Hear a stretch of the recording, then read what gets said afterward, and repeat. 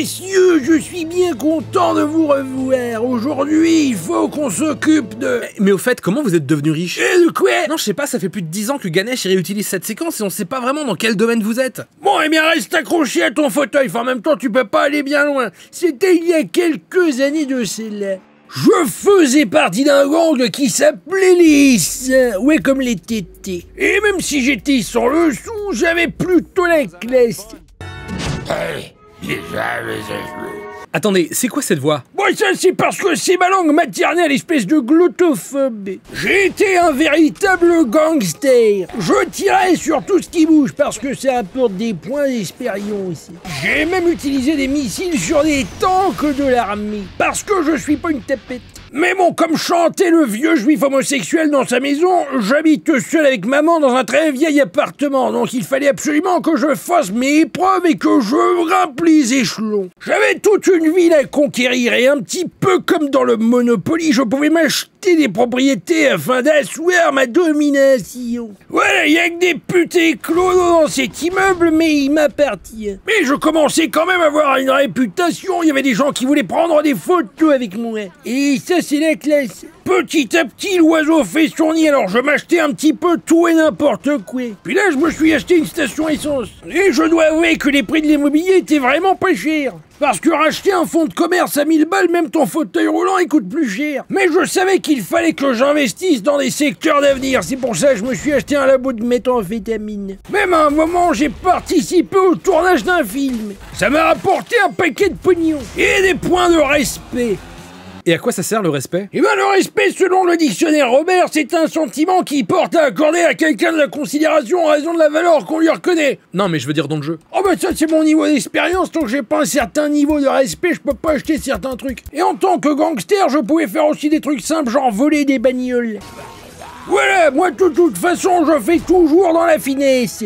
Une fois que j'avais le volant entre les mains, il me suffisait de garer la voiture dans un parking clandestin et hop, on se faisait une petite monnaie. Mais bon, en ce qui concerne les bagnoles, on pouvait aussi en faire exactement ce qu'on voulait. Ça s'appelle du tuning. Mais vous êtes un gros beauf en fait. Et il va se calmer sur les insultes, un myopathe, parce que j'ai encore des rudiments et tes jantes en alu, là, je peux les foutre sur Maxantia si je veux. À un moment, j'ai accumulé assez de liquidités pour trouver enfin mon vrai style. Et plus avoir l'air d'un clochard. Style que je n'ai jamais changé depuis. C'est la vendeuse du Célio, elle m'a fait un petit sourire, alors je me suis dit que dans cette tenue, je devais être très élégant. À un moment, j'en ai eu marre de vivre dans mon trou à rats, alors je me suis attaqué à l'un des autres gangs de la ville. On a fait une embuscade chez eux et puis bah paf, c'était à nous. On n'a même pas eu besoin de passer par une agence locative et tout, non, c'était à nous. Nous aussi en 1940 on a fait la même chose, c'était le bon temps. Ben j'en étais où moi? Pour bien leur montrer que la ville devait m'appartenir, et ben à un moment j'ai tout cassé avec un tank. Mais je sais pas pourquoi, mais j'ai réussi à obtenir un peu plus de domination. À ce compte-là, fallait juste que je balance une bombe nucléaire sur toute la ville et puis bah les mecs ils seraient partis, puis c'était à moi. Mais bon, ça fonctionnait pas comme ça à l'époque. Mais tout ça, ça rapportait peanuts. Alors moi, ce que j'ai fait, c'est que j'ai participé à une émission de télé-réalité japonaise. Tu sais, le genre de truc qui t'humilie sur plusieurs générations.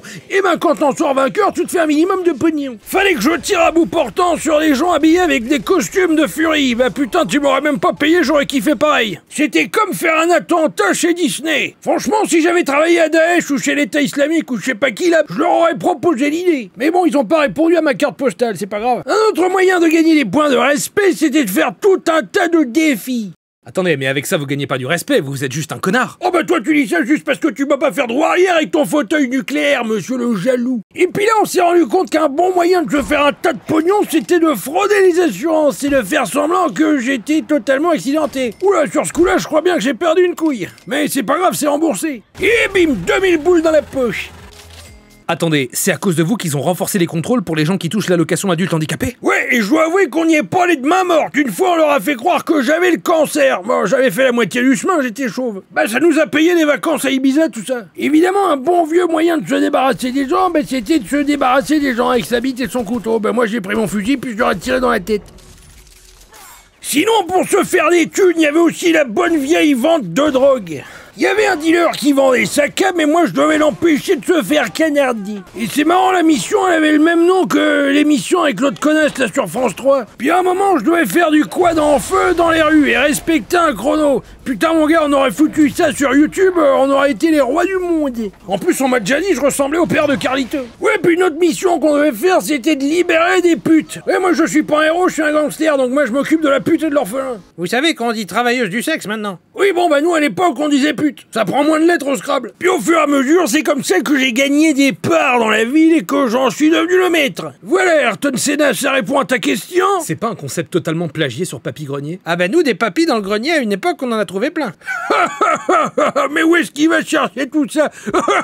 Il est vraiment rigolo. Mais non, je vous jure.